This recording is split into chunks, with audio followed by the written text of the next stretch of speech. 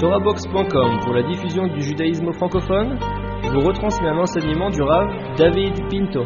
Bonne écoute et bon limoud.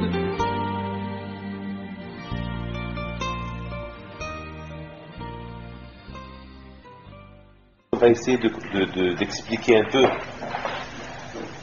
la fête, le Nes de Hanouka, et en même temps on va essayer aussi de parler un peu de la nécessité de chacun d'avoir la Torah, d'avoir un temps pour l'étude de la Torah. Comme que vous savez tous que Baruch Hashem, chacun il a un temps pour n'importe quoi. Il y a un temps pour le sport, il y a un peu de temps pour se détendre. Il y a, grâce à Dieu, chacun il peut trouver un temps, son propre temps. Alors ça, c'est très bien qu'il y ait aussi un autre temps que chacun il doit sacrifier pour l'étude de la Torah. C'est pas grave, pourquoi pas. La bouteille, vous savez,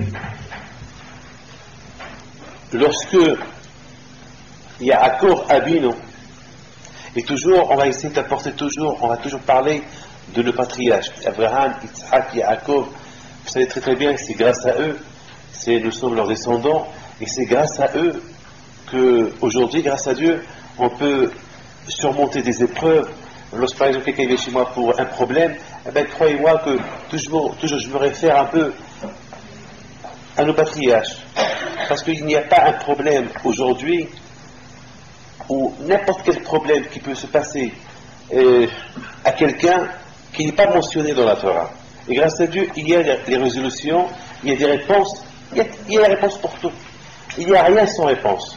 Ce qu'on veut, on peut trouver une réponse. Malheureusement, parfois, c'est nous qu'on essaye d'exagérer, peut-être on ne veut pas chercher le temps. Vous savez, je voudrais bien vous raconter une petite histoire. Il y avait quelqu'un, un rabbin, une fois, il était avec ses élèves, il voit un juif qui était en train de faire la pêche. Et puis il va chez lui, il dit, mon fils, qu'est-ce que tu fais? Il dit, Rabbi, tu vois, je fais la pêche. Et il lui dit, quel âge as-tu? Il dit, j'ai 60 ans. Et il lui dit, 60 ans, est-ce que tu n'as jamais étudié un peu la Torah? Et il lui dit, Rabbi, j'ai pas le temps. Et même que je n'ai pas le temps, je n'ai pas la chokma, je n'ai pas la sagesse, je ne suis pas hacham. La Torah, c'est pour les gens intelligents, pour les gens hachamim. Moi, je ne suis pas un homme hacham, je ne suis pas un homme intelligent, je ne connais pas, je ne peux pas venir étudier la Torah. Il dit, mon fils, est-ce que tu sais faire la pêche? Il dit, bien sûr. Est-ce que lorsque la corde, la ficelle se déchire, qu'est-ce que tu fais? Il dit, je sais la changer. Mais je lui dis, est-ce que tu connais comment changer toute la chokma, la chokma de la pêche? Tu la connais? Il dit, je sais. Il dit, il faut faire la pêche, c'est la chokma. Et pour étudier la Torah, la chokma. Donc, vous voyez, parfois c'est la personne lui-même qui ne peut pas chercher une réponse. Vous comprenez? Parce que vraiment, la chokma, la sagesse, elle y est là. La sagesse, elle est là. Et c'est à la personne de la chercher. Alors, la bouteille, Yaakov Avinu alayhi shalom, lorsque il a quitté la vanne pour venir chez son père avec sa femme, ses femmes et ses gosses, ils disent que Yaakov Avinu alayhi shalom,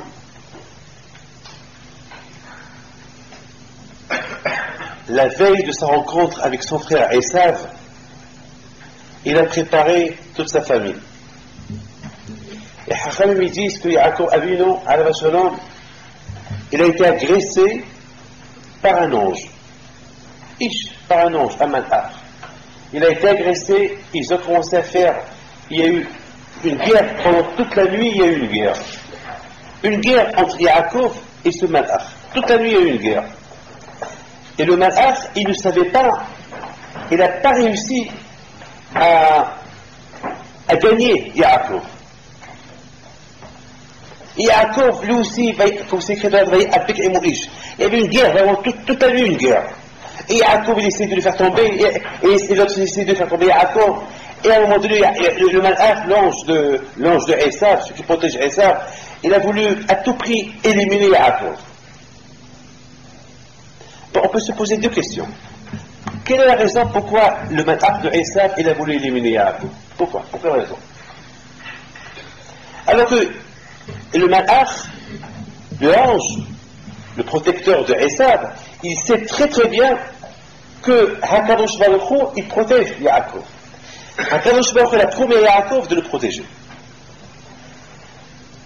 Le malach de Esav, il sait que Yaakov Abinu, il est shalem, parfait. Il n'a aucune faute dans ses mains. C'est très important à Rabotaï, ce que je viens de vous dire. Il n'avait aucune faute dans ses mains. La semaine dernière, nous avons parlé du respect des parents. On avait peur, peut-être si Yaakov il avait peur parce qu'il n'avait pas assez respecté ses parents, parce que pendant 30 ans il était hors de chez lui. Mais on a expliqué que le fait que Yaakov il a fait Teshuvah, il a fait une pénitence, il a demandé à Dieu pardon, que je n'étais pas présent avec mes parents, la Teshuvah, elle fait d'une sorte que le péché il est effacé. Quelqu'un qui a fumé Shabbat, lorsqu'il fait Teshuvah, la faute elle est effacée.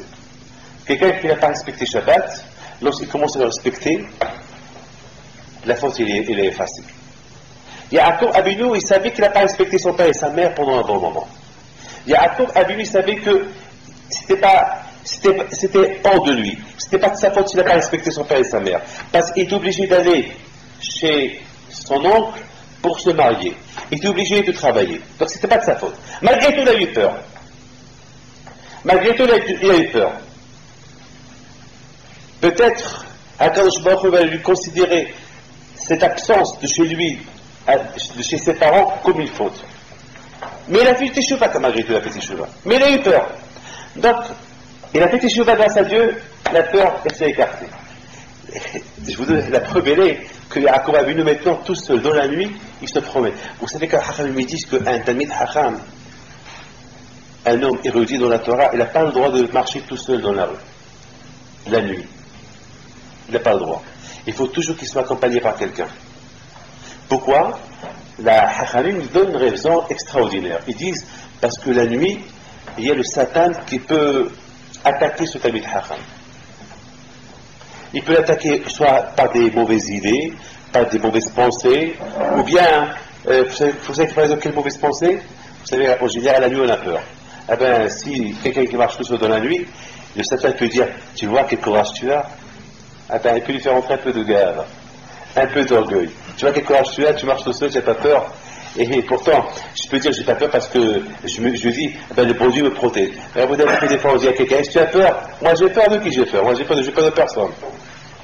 Et pourtant, vous savez pourquoi des fois ça peut arriver? Moi aussi ça peut m'arriver. Quelqu'un me dit, Rabbi David, tu as peur? Moi j'ai peur de